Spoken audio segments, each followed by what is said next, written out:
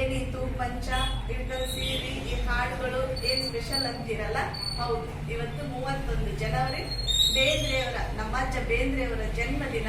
ಬೇಂದ್ರೆಯವರು 1896 ಜನವರಿ 31ರಂದು ಜನಿಸಿರ್ತಕ್ಕಂತಹ ಸಂತೋಷದ ದಿನ ಇವತ್ತು. ಬೇಂದ್ರೆಯವರು ಯಾಕೆ ವಿಶೇಷ ಅಂದ್ರೆ, ನಮ್ಮ ಕನ್ನಡ ಸಾಹಿತ್ಯಕ್ಕೆ ಸಾಕಷ್ಟು ಕೊಡುಗೆಯನ್ನ, ವಿಸ್ಮರಣೀಯ ಕೊಡುಗೆಯನ್ನ ಕೊಟ್ಟಂತಹ ಮಹಾನ್ ಕವಿಗಳಾಗಿರ್ತಕ್ಕಂಥವ್ರು. ಅವರ ಅರಳು ಮರಳು ಆಗಿರ್ಬೋದು, ನಾಲ್ಕು ತಂದೆ ಆಗಿರ್ಬೋದು, ಸಖೀಗೀತ ಆಗಿರಬಹುದು, ಹೀಗೆ ಸಾಕಷ್ಟು ಹಾಡುಗಳನ್ನು, ಕವಿತೆಗಳನ್ನ ಕೊಟ್ಟಂತಹ ಅದ್ಭುತ ಕವಿ. ನಮಗೆ ಸಾಹಿತ್ಯಕ್ಕೆ ಅರಳು ಮರಳು ಕೃತಿಗೆ ಕೇಂದ್ರ ಸಾಹಿತ್ಯ ಅಕಾಡೆಮಿಯನ್ನು ತಂದುಕೊಟ್ಟಂತಹವರು ಮತ್ತು ನಾಲ್ಕು ತಂತಿಗೆ 2ನೇ ಜ್ಞಾನಪೀಠ ಪ್ರಶಸ್ತಿಯನ್ನ ತಂದುಕೊಟ್ಟಂತಹ ಮಹಾನ್ ಕವಿಗಳು. ಅವರ ಹಾಡುಗಳನ್ನ ಧಾರವಾಡ ಅಂದ ತಕ್ಷಣ ನಮಗೆ ನೆನಪಾಗುವುದು ಬೇಂದ್ರೆ. ಆಮೇಲೆ ಧಾರವಾಡದಲ್ಲಿ ಎಲ್ಲೇ ನಿಂತ್ಕೊಂಡು ಹೋದ್ರು ಕೂಡ ಸಾಹಿತಿಗಳ ಮನಿ ಮೇಲೆ ಹೋಗ್ಬಿಡುತ್ತೆ ಅನ್ನುವಂತಹ ಒಂದು ಅದ್ಭುತ ಮಾತು ಕೂಡ ಇರ್ತಕ್ಕಂಥದ್ದು ನಿಮ್ಗೆಲ್ಲರಿಗೂ ಗೊತ್ತಿರ್ತಕ್ಕಂಥ ವಿಷಯ. ಅಂತಹ ಧಾರವಾಡದ ಸಾಧನಕೇರಿಯ ಬೇಂದ್ರೆಯವರನ್ನ ಇವತ್ತು ಸ್ಮರಿಸಿಕೊಳ್ಳೋಣ. ಆ ಭಾಗದವರಿಂದಲೇ ಅವರ ಕವಿತೆಗಳನ್ನ ಸುಮಧುರ ಕಂಠದಿಂದ ಕೇಳಿದ್ರೆ ಹೇಗಿರುತ್ತೆ, ಅಂತಹ ವ್ಯಕ್ತಿಯ ಕಂಠದಿಂದ ಇವತ್ತು ಅವರ ಸುಮಧುರ ಗೀತೆಗಳನ್ನ ಕೇಳೋಣ. ಬನ್ನಿ, ಆ ವ್ಯಕ್ತಿಯನ್ನು ಇವತ್ತು ನಿಮಗೆ ಪರಿಚಯ ಮಾಡಿಕೊಡ್ತಾ ಇದ್ದೀನಿ. ಸೈತಕರೇ, ಅವ್ರು ಧಾರವಾಡ ಭಾಷೆಯಲ್ಲೇ ಮಾತಾಡಿದ್ರೆ ಚೆನ್ನಾಗಿರ್ತದಲ್ಲ. ಶೈಲಜಾ, ಆರಾಮಿದ್ದೀರಿ? ನೋಡಿ, ಎಲ್ಲ ಆರಾಮಾಗೈತ್ರಿ? ಹ್ಞೂನ್ರಿ, ಇವತ್ತು ಶುಕ್ರವಾರ ಅಲ್ಲ, ಎಲ್ಲ ಪೂಜೆ ಮಾಡಿ ಬಂದೆ ನೋಡ್ರಿ. ಮತ್ತೆಲ್ಲಾ ಪಾರೇನು ಮುಗಿತು, ಅದಕ್ಕ ಬಂದೆ ನೋಡ್ರಿ. ಧಾರವಾಡ ಅಂದ ತಕ್ಷಣ ಇದೆಲ್ಲ ಸ್ಪೆಷಲ್ ಅಲ್ಲ? ಹೌದು. ಕುಂದಗೋಳ, ಗದಗ, ಧಾರವಾಡ ಎಲ್ಲ ಅವಳಿ ನಗರಗಳು. ನೀವು ಕೂಡ ಮೂಲತಃ ಕುಂದಗೋಳದವರು. ಇವತ್ತು ಬೇಂದ್ರೆಯವರ ಜನ್ಮದಿನ, ನಿಮ್ಗೆ ಗೊತ್ತಿರ್ತಕ್ಕ ಅಜ್ಜಾನೇ ಅಂತ ಗುರುತಿಸ್ಕೊಂಡಿರ್ತಕ್ಕಂಥ ಬೇಂದ್ರೆಯವರು. ಅವರೊಂದು ವಿಶೇಷ ಏನ್ ಗೊತ್ತೇ, ಅವರ ಮೂಲ ಭಾಷೆ, ಮನೆಯ ಭಾಷೆ ಮರಾಠಿ. ಆದ್ರೆ ಅವರು ಕೊಡುಗೆಯನ್ನು ಕೊಟ್ಟಿದ್ದು ಕನ್ನಡ ಸಾಹಿತ್ಯಕ್ಕೆ. ಹಾಗಾಗಿ ಇವತ್ತು ನಾವು ಅವರನ್ನ ಅದ್ಭುತವಾಗಿ ಇವತ್ತು ಸ್ಮರಿಸಬೇಕಾಗಿರ್ತಕ್ಕಂಥ. ಆಮೇಲೆ ನೀವು ಕೂಡ ಅದ್ಭುತ ಸಂಗೀತಗಾರರು ಅಂತ ನಾನು ಕೇಳಿದ್ದೀನಿ. ನೀವೇನು ಮೂಲತಃ ಶಾಸ್ತ್ರೀಯ ಸಂಗೀತ ಅಲ್ಲ, ಹವ್ಯಾಸಿ ಸಂಗೀತಗಾರರು. ಆದ್ರೆ ಇವತ್ತು ಶಾಸ್ತ್ರೀಯ ಸಂಗೀತದ ಮಟ್ಟಕ್ಕೆ ಬೆಳೆದಿರ್ತಕ್ಕಂಥವ್ರು. ನೀವು ಕೂಡ ಆ ಕಡೆ ಭಾಗದವರೇ ಆಗಿರೋದ್ರಿಂದ ಅವರ ಕವಿತೆಗಳನ್ನ ನಿಮ್ಮ ಸುಮಧುರ ಕಂಠದಿಂದ ಕೇಳಬೇಕು ಅಂತ ಬಯಸ್ತಾ ಇದ್ದೀವಿ. ಬೇಂದ್ರೆಯವರ ಒಂದು ಹಾಡನ್ನ ಕೇಳಿರಲ್ಲ. ಮೂಲತಃ ಧಾರವಾಡದವರು ಅವರು, ಹಿಂಗಾಗಿ ಅದು ಒಂದು ಖುಷಿ ನನ್ನಲ್ಲೇ ಇದೆ. ಅವರು ಸಾಕಷ್ಟು ಹಾಡುಗಳು ಅದಾವೆ. ನಾಲ್ಕು ತಂತಿ, ಆಮೇಲೆ ಗೀತ, ಆಮೇಲೆ ಶ್ರಾವಣ ಬಂತು ಶ್ರಾವಣ, ಆಮೇಲೆ ಅತ್ಯಂತ ಫೇಮಸ್ ಆಗಿರ್ತಕ್ಕಂಥ ಸಿನಿಮಾಕ್ಕೂ ಕೂಡ ಹೆಸರು ತಂದು ಕೊಟ್ಟಂತಹ ಯುಗಾದಿ ಬರುತ್ತಿದೆ. ಹೌದು, ಸಾಕಷ್ಟು ಹಾಡುಗಳು, ಬೇಂದ್ರೆ ಅವರ ಕವನಗಳು, ಹಾಡುಗಳು ಸಾಕಷ್ಟು ಅದಾವು. ಅವರು ನಮ್ಮ ಭಾಗದವ್ರ ಅನ್ನೋದಕ್ಕ ನಮ್ಗೊಂದು ಖುಷಿ ಐತ್ ನೋಡ್ರಿ. ಶೈಲಜಾ, ಒಂದು ಮಾತು ಮಾಡ್ಬಿಡ್ರಿ, ನಿಮ್ ಭಾಗದವ್ರೆ ಅಲ್ಲ, ಆ ಭಾಗದ್ದೇ ಒಂದು ಹಾಡು ಹೇಳ್ಬಿಡ್ರಿ. ಆ ಊರಿನ ಹೆಸರು ತಗೊಂಡು ಅಲ್ಲಿ ಒಂದು ಹೆಣ್ಮಗಳ ಇದನ್ನ ತಗೊಂಡು ಹೇಳಿರ್ತಕ್ಕಂತಹ ಹಾಡು, ಅಥವಾ ನೀ ಹಿಂಗ ನೋಡಬೇಡ ಅನ್ನುವಂಥದ್ದು ಯಾವ್ದಾದ್ರು ಅದೇ ರೀ. ಅದು ಸಾಕಷ್ಟು ಯಾಕ ಬರ್ಲಿಲ್ಲ ಹುಬ್ಬಳ್ಳಿಯವ ಅನ್ನೋದು, ಅಥವಾ ನೀ ಹಿಂಗ ನೋಡಬೇಡ, ನಿಮ್ಗೆ ಯಾಕೆ ಚೆನ್ನಾಗಿ ಅನ್ಸುತ್ತೆ? ಹೌದ್ರಿ ಶೈಲಜಾ, ಸಾಕಷ್ಟು ಹಾಡುಗಳು ಅದಾವು. ಅದ್ರೊಳಗಡೆ ನಾನು ಒಂದು ಹಾಡನ್ನ ಆಯ್ಕೆ ಮಾಡ್ಕೊಂಡೇನ್ರಿ. ದ ರಾ ಬೇಂದ್ರೆ ಅವರಿಗೆ ಜನ್ಮದಿನ ಸಲುವಾಗಿ ನಾವು ಇವತ್ತೊಂದು ಅವ್ರ ಹಾಡನ್ನ ಹೇಳೋಣ.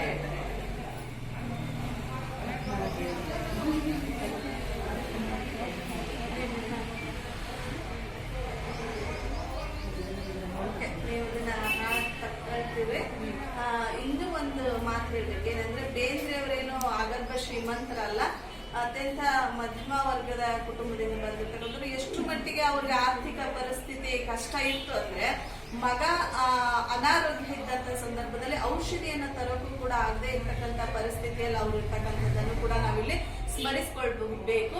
ಆಮೇಲೆ ಅವರು ತುಂಬಾ ಸಹೃದಯ ಆಗಿರ್ತಕ್ಕಂಥವ್ರು, ಮನುಷ್ಯರ ಮಧ್ಯದಲ್ಲೇ ಹೆಚ್ಚು ಸಮಯವನ್ನ ಕಳೀಬೇಕು ಅಂತ ಬಯಸ್ತಾ ಇರ್ತಕ್ಕಂಥವ್ರು. ಅವರ ಇವುಗಳನ್ನ ನೆನೆಸ್ಕೊಂಡಿದ್ರೆ ಸಾಕಷ್ಟು ಅಂತ ಘಟನೆಗಳು ನಮಗೆ ಸಿಗ್ತವೆ.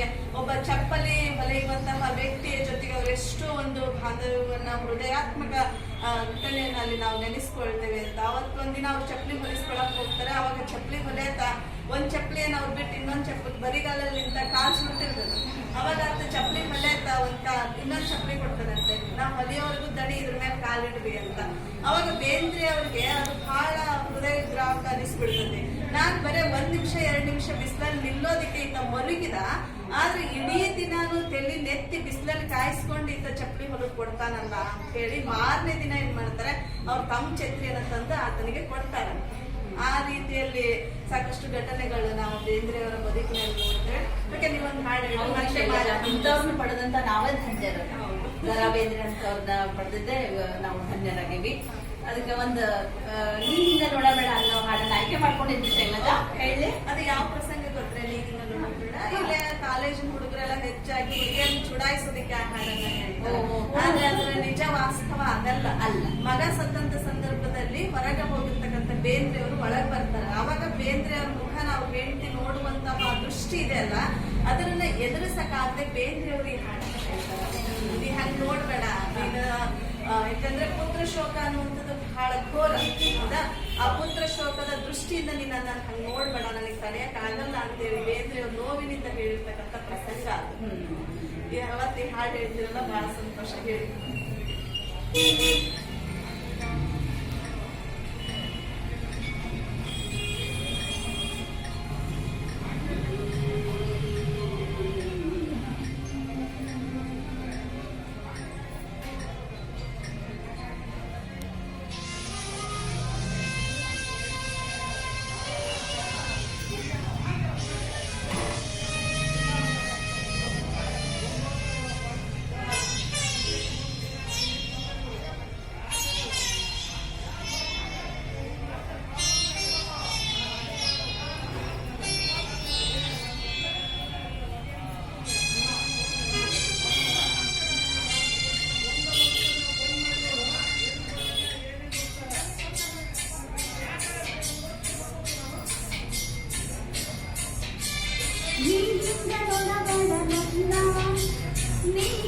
ನೋಡಿದರೆ ನನ್ನ ತಿರುಗಿನ ನೋಡಲೇ ನಿನ್ನ ನೀಯಿಂದ ನೋಡಬಲ್ಲ ನನ್ನ ನೀಯಿಂದ ನೋಡಿದರೆ ನನ್ನ ತಿರುಗಿನ ನೋಡಲೇ ನಿನ್ನ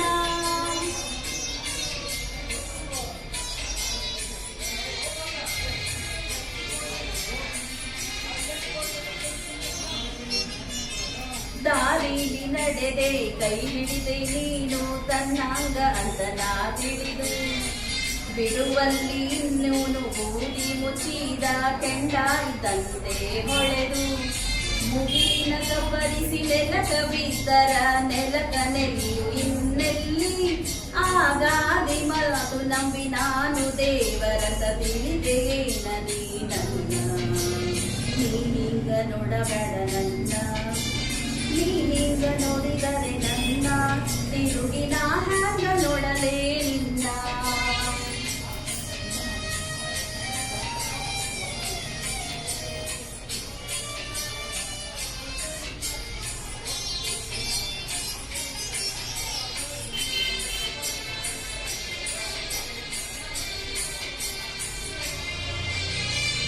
ಇಪ್ಪನಿ ತೊಳೆದರೆ ಹಾಲು ಮೆತ್ತಿದ ಕವಳ ಕಂಡೆಯ ಹಣ್ಣು ಹೊಳೆ ಹೊಳೆವ ಹಾಗ ಕಣ್ಣಿರುವ ಹೆಣ್ಣು ಹೆಣ್ಣು ನಿನ್ನವೇನ ಈ ಕಣ್ಣು ದಿಗಿಲಾಗಿ ಅಲ್ಲ ತನ ಜೀವನಿಂದ ಕಣ್ಣಾರ ಕಂಡು ಒಮ್ಮಿಗಿಲ ಹುಣ್ಣಿಮೆ ಚಂದಿರನ ಹೆಣ ಒಂದು ಮುಗಿಲಾಗಬೇಲದ ಹಗಲ ನೀನೀಗ ನೋಡಬೇಡ ನನ್ನ ನೀನೀಗ ನೋಡಿದರೆ ನನ್ನ ತಿರುಗಿನ ಹ್ಯಾಂಗ ನೋಡಲೇ ನಿನ್ನ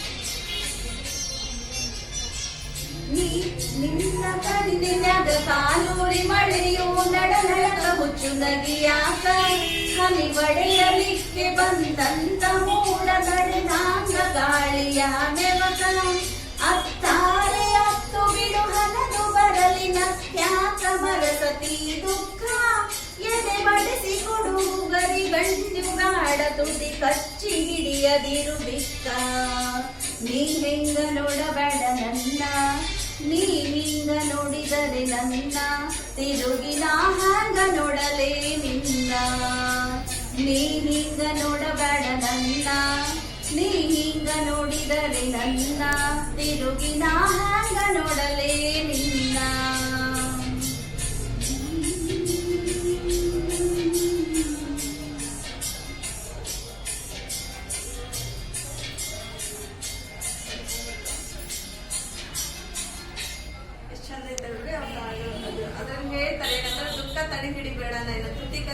ಹಿಡಿದೆ ಅಂದ್ರೆ ತಿರುಗಿ ನಾ ಹೆಂಗ್ ನೋಡ್ಲಿ ಅನ್ನುವಂಥದ್ದು.